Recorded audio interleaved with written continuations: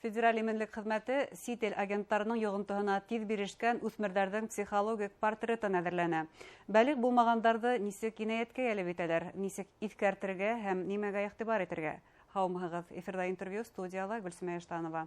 Программабыҙҙың ҡунағы Өфө фән һәм технологиялар университеты Стәрлетамаҡ филиалы педагогика һәм психология факультеты өлкән уҡытыусыһы, отставкалағы подполковник Рәфис Автуллин. Һаумыһығыҙ. Рәфис Рифович, федераль именлек хеҙмәтендә оҙаҡ йылдар эшләп отставкаға сыҡҡан кеше һәм һеҙ бына нисек сит ил агенттары беҙҙең балаларҙы, үҫмерҙәрҙе үҙҙәренең ҡармағына эләктерә, эстән беләһегеҙ системаны, шулай бит нисек эләктерәләр ҡармаҡҡа? Һаумыһығыҙ, мин иң тәүҙә мына ул вербовка нимә икән ҡыҫҡаса ғына аңлатып киткем килә.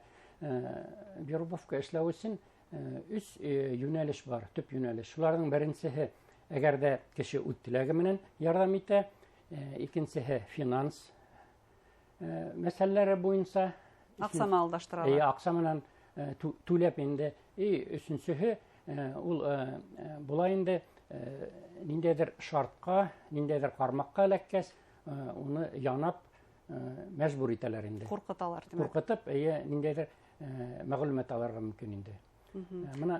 Шулай итеп, кемдәр эләгә һуң был ҡармаҡҡа, үҫмерҙәрҙең психологик портреты тигәндә? Мына бындайын әлеге ошо беҙҙең һуңғы ваҡытта булған хәлдәргә килгәндә инде иң күп ошо ҡармаҡҡа эләүселәр беҙҙең үҫмерҙәр инде.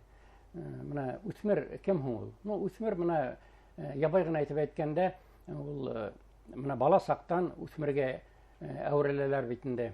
14-15 йәштән алар үҙҙәренең ҡиәфәте менән, үҙҙәренең торошо менән, үҙҙәренең үҙаллыҡҡа ынтылышы менән айырылып торалар бит инде. Шунан беҙ улар нисектер үҙҙәрен күрһәтергә тырышалар, оло булып күренергә. Беҙ ололар уларға һәр ваҡыттағыса балаға ҡараған кеүек ҡарайбыҙ һәм мына ошо аңлашылмаусылыҡ килеп сыға. Шуның арҡаһында ата-әсәләр менән, яҡын кешеләр менән, тиҫтерҙәре менән төрлө ҡаршылыҡтар килеп сыға инде. Мына ошондай ваҡытта алар ошо енәйәтселәрҙең ҡармағына тиҙ эләгеп баралар. Ошоның менән улар файҙаланалар. Яғни енәйәтселәр беҙҙең балаларҙы беҙгә ҡарағанда нығыраҡ аңлайҙар һәм нығыраҡ беләләр килеп сыға.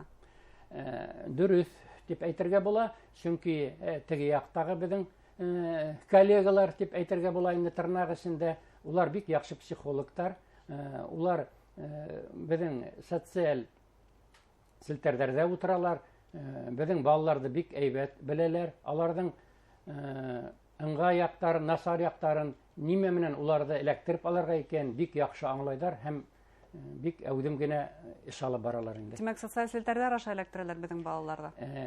Мына күҙ алдына килтерегеҙ. Мына бер генә миҫал килтерәм. Мына бер егет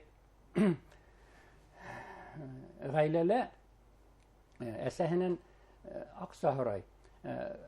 Ҡыҙы менән киноға бара кәрәк. Аңа аҡса һорай. Әсәһе: «Ҡуй, минең ваҡытым юҡ, ана атайыңдан һоратый». Атаһы әйтә: «Мына минең үҙемдең эшләрем бар, мин һинең кеүек ваҡытта үҙем аҡса эшләй торғайным». Башымды ҡатырма тип, уны этәрәләр бит инде. Был егеткә ни ҡала? Ул аптырап, интернет селтәренә ултыра, ҡарап ултыра. Шунда ябай ғына матур аға өндәшеп, ярҙам ҡулы һуҙалар. Ул әлбиттә риза була. Мына беҙҙең үҫмерҙәрҙең нимәһе тағы бер бар. Улар тәнҡит күҙенән ҡарап анализлай белмәйҙәр үҙҙәренең нимә эшләгәндәрен. Тәүҙә эшләйҙәр, аҙаҡтан ғына уйлайҙар. Бына ул шул ҡармаҡҡа эләгә. Барып, берәй ябай ғына йомош ҡушалар бит инде. Аҡсаға. Аҡсаға, эйе. Эшләне. 10-15 мең аҡса предлагать итәләр бит инде. Был егет шатланып риза була, ул аҡсаны ҡайҙан ала ул? Ата-әсәһе бирмәй, башҡа форсат юҡ. Шуны эшләй ул. Шуны эшләгәс, икенсе этап. Енәйәтселәр аға әйтә бит инде: «Мына һин законды боҙҙоң, хәҙер беҙ һинең ата-әсәйең әйтәбеҙ, органдарға һиңә шундайын статья, шундайын штраф, һине бер кайда ла эшкә лә алмаячаклар, укырга ла керә алмаячакһың. Хәзер һиңә менә икенче эш дип тагы кармакка ише ныграк эләгә был егет. Менә шундайрак мисал инде. Без үзебезнең ваемһызлыгыбыз аркаһында ениятләргә үзебез безнең балаларны тапшырып куябыз. Бына һез мисалга килтергән гаилә, тулы гаилә, ул асоциаль гаилә түгел, гадәттә без нимә дип уйлыйбыз? Күбрәк асоциаль гаиләләрдә тәрбияләнгән балалар эләгә дип уйлыйбыз, әмма бу бит хата караш, шулаймы? Менә әле һуңгы мәгълүматларга караганда, интернетта ла языла, телевизорда ла күрһәтәләр, һуңгы вакытта тәртипле балалар эләгә. Менә бит балаларда гаиләлә тәрбияләйбез, олы кешене тыңларга кирәк. Шулай булгач дөрес була дип. Безнең тәртипле балалар уларны тыңлап, шул эләгә, әйткәнде тыңлап. Нисек улайһа балаларда бына ошо һез әйткән критик фикерләрне тәрбияләргә, нисек үстерергә уларда? Улар бына ниндидер мөрәҗәгать үзләренә укыналар, социаль сетьләрдә уларга нимәләр тәкъдим иттеләр икән, критик күзлектән караһындар өчен нисек өйрәтергә уларда? Минем фикерләвемчә, шул 3 юнәлеш бар инде. Беренчеһе ул булһа гаилә, икенчеһе мәктәп, өченчеһе безнең җәмгыять инде. Әгәр дә без менә мәктәпте алһак, без мәктәптәрдә һуңгы вакытта бик күп саралар үткәрергә тырышабыз. Ул саралар безнең формаль рәвештә үтә. Укытучылар һөйләйдәр, үсмерләр өчен укытучылар әлеге вакытта иң тәүге авторитет түгел. Әлеге вакытта иң зур авторитет алар өчен аларның тистердәре. Үсмерләр өчен һәр вакыт шулай булды, шулай. Үсмер вакытта. Шуннан һуң мин менә тәкъдим итерне менә ошо сараларга күбрәк полиция хезмәткәрләрен, иминлек хезмәте хезмәткәрләрен, бигрәк тә отставкала булган, олы яшьтәге белемдәре булган, тәҗрибәһе булган кешеләрне сакырырмын. Улар өчен тоже авторитет була, и аларның матур мисалдар килтереп һөйләүе балалар өчен бигрәк тә файдалы булыр дип уйлыйм. Һәм ата-әсәләр өчен дә шулай. Ата-әсәләр өчен дә Шуннан икенче юнәлеш битендә безнең социаль һәм психолог ярдәм бирү. Менә без укытучыларны, психологларны әзерләргә тиешбез. Ничек дөрес аларга авторитет булырлык итеп әзерләргә. Авторитет булырлык итеп. Менә шул ук тәнкыйть күзеннән карап анализларга, ят булган кешеләр менән аралашмаска, шулай ук селтәрдәрдә интернет, шулай бит инде. Менә шундай нидер безгә әзерләргә кирәк.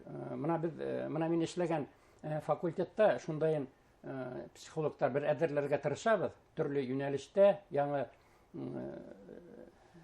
нидер асабыз инде.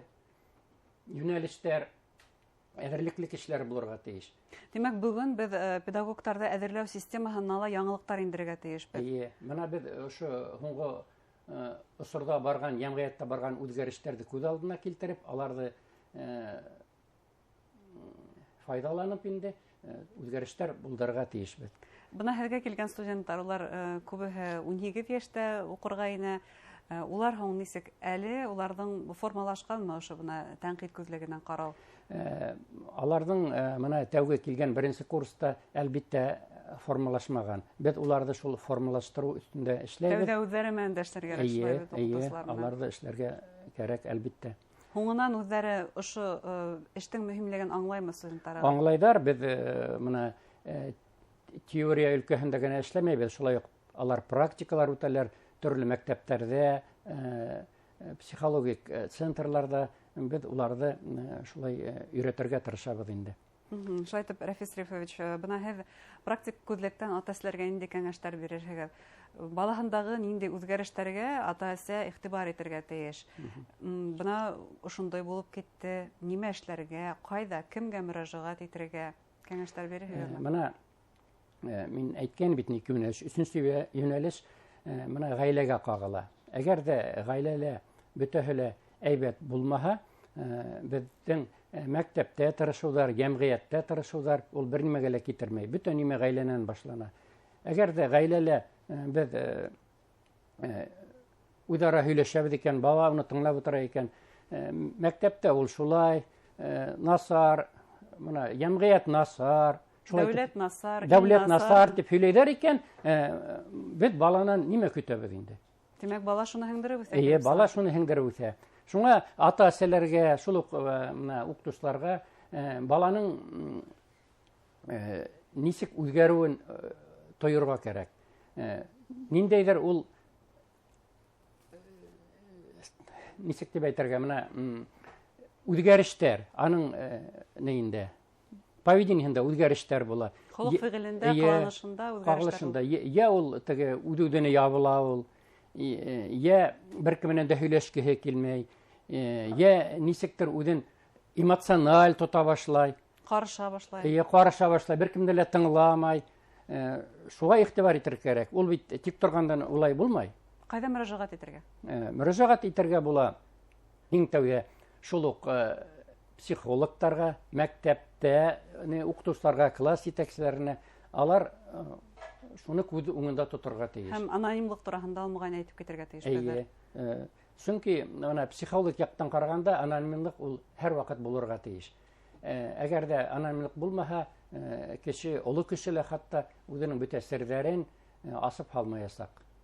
Ҙур рәхмәт һеҙгә кәңәштәрегеҙгә һәм бына һеҙ һөйләгән миҫалдар моғайын күптәрҙең хәтерендә ҡалыр дигән ышаныстабыҙ. Рәхмәт. Хөрмәтле тамашасылар, Өфө фән һәм технологиялар университеты Стәрлетамаҡ филиалының педагогика һәм психология факультеты өлкән уҡытыусыһы Рәфис Абдуллина һөйләштек. Иғтибарығыҙға ҙур рәхмәт.